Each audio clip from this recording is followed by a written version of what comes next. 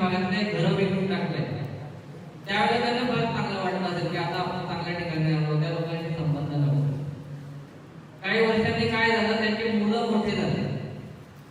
उद्या आमच्या मुलांना जेव्हा विचारलं की भुईमुगाची शेंगा ते म्हणतात जमिनी देतात की झाडावर उगवतात माहित नाही, ऊस कसा पिकतो माहित नाही, त्यावेळेला त्यांच्या शाळेतले शिक्षक सांगतात की यांना ग्रामीण भागाकडे घेऊन जा.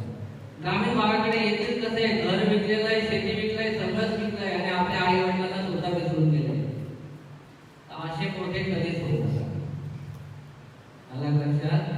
तुम्ही असं मोठं होण्यापेक्षा साधी गोष्टीने सांगितलंय की आपले लहान राहिले तरी चालेल.